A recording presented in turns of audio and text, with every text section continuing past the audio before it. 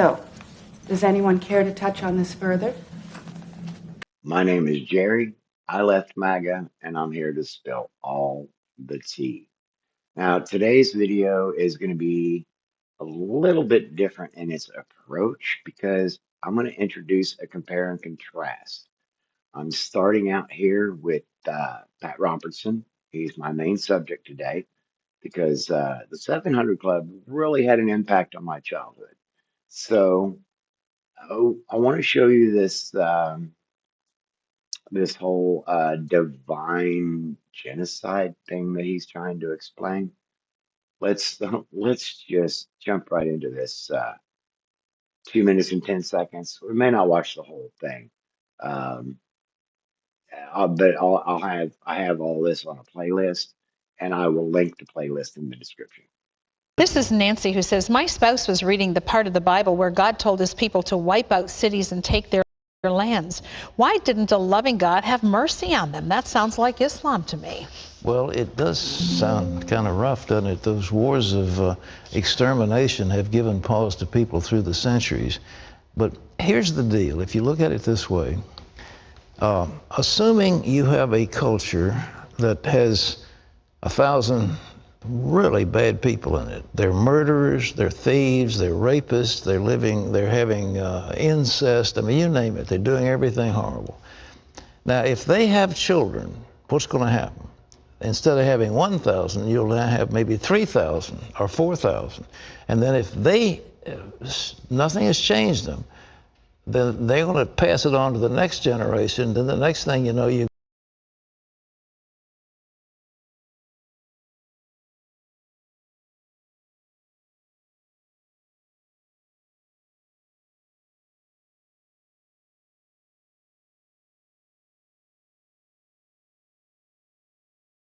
got 10,000 or 20,000 of them, and if it keeps on going, you can have 1,000,000 of them.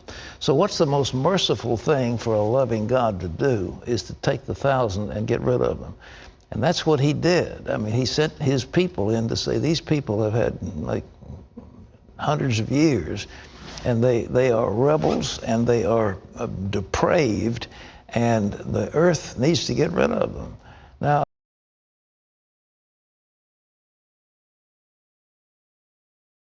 I'm just going to stop him right there. I didn't realize I muted that. Uh, anyway, yeah, that's the sort of logic that was utilized to perform that genocide in Gaza. Just saying. So what's good old Pat got up here next? Robertson, gays out to recruit impressionable youth. Um, no more so than Christian nationalists are, no more so than youth pastors are, no more so than preachers are. Probably way less than, because I'm not seeing the kinds of abuse reports in the communities that have gays and transgenders in them, like I am in the evangelical community. Anyway, moving on. Nancy writes in, my son is gay. He's in a relationship with a man who is married and has 2 grown daughters. They are very active in our church, but no one is aware of the situation. His wife has no idea. My son lives with me. What would the Lord want me to do? I pray about this situation constantly, and I'm a widow. look, the guy that's having sex with your son, married man, pedophile, and he's in the church, I'd go to the pastor, I'd go to the elders and say, listen, this guy is hitting on my son, and it's a relationship that is outrageous. He's married, got children, and now he's taken up with my son. He's a pedophile. She's a widow, and she's afraid her son. So yeah, Pat Robertson just directly said that this homosexual relationship, the same sex relationship between these adult men, is the same as pedophilia. Uh, that's 42 seconds in. That's 42 seconds in. I wonder. He's talking. Okay, so Pat Robertson was talking there about this whole take it to your elders. How'd that work out in John MacArthur's church? Not good. Not good. John ended up covering for his congregation. Anyway, so what have I got lined up here? Oh yeah. Oh yeah. This is my first compare and contrast of two that I've got for you today. And then I got a plot twist for you at the end. Anyway, so let's see what Robertson has to say here about um, Muslims want to impose religious law. You know, Ben Carson is running for president, and I, on this program, can't endorse people, so I'm not. But he made a statement that the press, gasped in horror when he said, "I don't think any committed Muslim should be president of the United States." And people said, "Oh, isn't that awful?" Well, no, it's not awful at all, because a committed Muslim would do exactly what ISIS is doing. A committed Muslim would want to put in Sharia law. A committed Muslim would want to put the Quran in effect in relation to women. A committed Muslim wouldn't allow women to go out on the street without being veiled, and on and on and on. And so to say somebody like that, Okay, so he invoked ISIS there. Who's ICE been acting like? Just saying. Anyway, so here's my compare and contrast. I am going to invoke this character by the name of Joel Webbon for you, and we're going to compare what this Christian is saying in contrast to what Pat Robertson was just saying that Muslims want to do. We're not actually critiquing gatekeeping as a whole. Right. If the right is ascendant and we win, you absolutely should gatekeep from the left. Correct. Yeah. But in this case, there should not be transgender people on the White Yep. House lawn. So it's like, well, wouldn't you gatekeep them if you guys were ever in power? Of course. right? That's course. why you have to win. Well, how come you're allowed? So you can gatekeep. How come you're allowed to do that? Because we're right. What is this equal standard thing? I don't get it. It's like we should have equal standards. Christians should tolerate wickedness equally to wicked people tolerating righteousness. Wait, what? Hang No, on a it doesn't second. need to be equal at all. Christians don't have to tolerate degeneracy, and degenerates absolutely must tolerate righteousness, or they need to go to jail or flee the country. Right. It's a wonderful principle, perfectly biblical. No, there's nothing equal about it. What can I say? What can I say? He and Pat Robertson would not get along. All right, so let's go back to Pat Robertson, and he's saying here black families were better off in the 1930s. This is some of that historical revisionism that's been going on for a while. I mean, you'll notice this is from 2016, but this historical revisionism been going on for a lot longer than that. So all of this stuff right now, where we are playing the blame game, where we are killing ourselves, where we are the world is looking at Black America and they're saying, what are these people doing to themselves? We don't get it, because we should be missionaries. Yeah. We're still a mission field. well, your compatriots must hate your guts, if I can use those terms, for you saying what you say. Yes, well, I'm telling the truth. And I'm telling them the truth, and we can't die. I've been going to several cities, Pat, including Harlem, New York, Yeah. where the death rate is higher than the birth rate, and it's in depopulation. Numbers of the cities, blacks are dying faster than they're born. It used to be, like in the 30s, the blacks were self-sustaining. They had wonderful families. They had home ownership. They were in business. And what happened over those years? I believe what happened is when your belief system, when your messaging takes you outside of what the potential of God is in you, so that you look for something outside of you, then what happens is you start depending on those sources, and those sources are not your source. Oh, wow. That reminds me when Ken Copeland said during the pandemic um, that you should still give your tithe, because if you're depending upon your job to be your source, you're not depending on God to be your source. So this is a systemic issue, also another bad doctrine within this whole movement. But black families were better off in the 1930s. Weren't Jim Crow laws still active then? So let's do this compare and contrast between what we just heard this black guy say to Pat Robertson in reference to what Joel Webbon has to say in reference to black people. You're saying that you would want the America to be Majority white. white. Majority white. You Yeah. would want them to be majority white.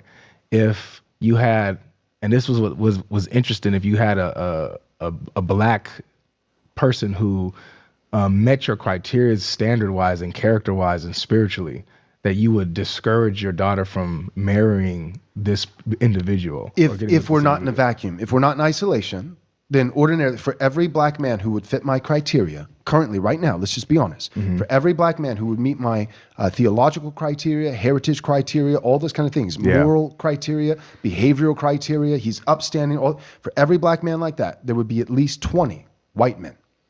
So, but why would you discourage against the black one who meets your Because standard? if both options are viable, there are 20 white men who fit the bill and one black man who fits the bill, then all things being equal, I would prefer for my grandchildren to look like me.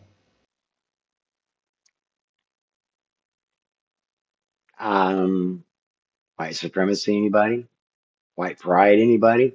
I mean, there's nothing wrong with being proud of your skin color as long as it doesn't lead to hating other ethnic groups. So, yeah, you can see the title there. Pat Robertson has this wondering about abortions, and I did not pull the Joel Webbon clip, but he thinks that Joel Webbon thinks that women who get abortions should be hung in the public square. So let's see what Pat Robertson has to say about it. You know, it's interesting what Trump says. It shocks people, but at the same time, the old adage was that abortion was illegal, that it was murder. And consequently, if it's illegal and it's murder, then there had to be some penalty attached to it. That's why it was so very, very hard to get any kind of legislation against this sort of thing. And now they say, well, it should punish the provider who does the abortion, not the woman who's having it, which sounds more reasonable.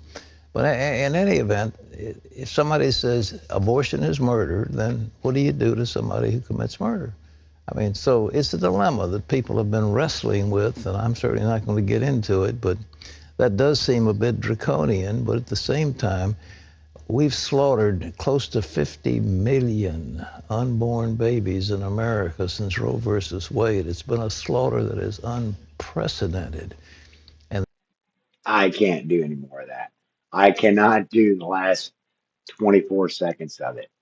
I I grew up with these things. I grew up with these teachings. I don't believe this way anymore. Um, I'm not going to get into the science of it right now, but it's not murder. It's not murder. I mean, these are the same people that want to be able to marry some of them anyway, are still wanting to be able to marry their daughters off at 12 in arranged marriages to much older men. It's, oh, I'm going to have to do a video on purity culture. So, Pat Robertson says liberals are aligned with Islamists and gays. Um, yeah, let's go ahead and let's do a few minutes of this, and then I'll give you my opinion on it. well, the backstory that I think you need to focus on today, ladies and gentlemen, is the dilemma of the liberals, the so-called progressives, because they have two favored groups. One, the Muslims. Number two, the homosexuals. And suddenly they're finding that the Muslims, in 10 Muslim nations, there is a death penalty for practicing homosexuality. And as I believe, reading a column by Hirsi Ali, there are about 40 pro-Muslim countries where homosexuality is somehow against the law. So we're looking at a favored group by the left, the homosexuals, and that in Islam is punishable by death or imprisonment or some sanction. So what are the left going to do? How are they going to describe it? And they don't. All right, so I'll tell you how we're going to describe it, and then I'm going to walk away from this video. The way we describe it is that there's this whole love your neighbor doctrine, right? Love one another as I have loved you, for by these works they'll know you are my followers.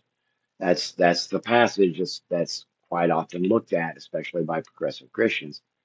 But see, here's the thing. If you also look at Billy Graham's teachings, God loves the sinner but not the sin, which is another bad doctrine. That's how you get to the anti-gay stuff. But that love one another, love thy neighbor as you love yourself. You know, um, these people don't understand empathy. They don't understand that you can appreciate a culture and not appreciate certain aspects about that culture. That just because the Islamic people have some really good food and some good music doesn't mean that I have to shun all that because some of them practice um, unaliving people. Uh, that said, I've met a lot more people that are not this kind of Christian. That's anyway. Oh, I believe in love. So I want to wrap up. I want to wrap up this video with this little twist right here because we got Mr. Nick Fuentes in the mix on this one. And if you don't know who the little groper leader is, yeah, he's the groper leader, and I suspect that he probably is uh, at least partially responsible for the heinous murder of Charlie Kirk, who was not a good guy. Don't get me wrong, I don't like him. Never really did. Anyway, that's a whole other story that I'm not going to get into, and not at the moment. But let's go ahead and check out what Nick and Joel have to say, because I've already exposed Joel Webbon as like the loudest mouth of the American Taliban. And anybody who knows who Nick Fuentes is remembers that he thinks Hitler's a cool dude. When you say you're a Christian nationalist, what do you mean by that? I believe that America's a Christian nation. Yeah. Which is sort of in the name. Christian nationalist, America's a Christian nation. And I think that Christianity is an essential part of America's identity. Fundamentally, I think that America should have a Christian government, is what I think that ultimately comes down to. Amen. And if you want to get very specific and detailed about it, I believe that only Christians should be legislators, judges, and in the executive branch. Amen. I think that if Christianity is right and true, if God has a law, then our government should follow that. I think that's historically our identity. I think that's the truth. I think that's consistent with what our civilization is. So I would start there. I think that we should have a fully Christian government. What do you think? I agree wholeheartedly. Lex Rex, the laws above the king. I'm actually comfortable with the king. Just crazy. Just crazy. Do me a favor. Let me what you think about this Pat Robertson dude and all this other stuff that I've been mixing in here, proving the duplicity and the overall messaging of Christian nationalism and how Christian dominionism led into Christian nationalism. I'm hoping that I can help untangle that as the videos roll out. Anyway, if you hung on to the end of this video, I appreciate it. It tells me that you are looking for information, and feel free to fact check everything that I've got. But then again, that's why I bring the receipts that I do, so you don't have to. Uh, until the next video, please take care of yourself, take care of each other, get plenty of rest, and try to get all the fluids that you need.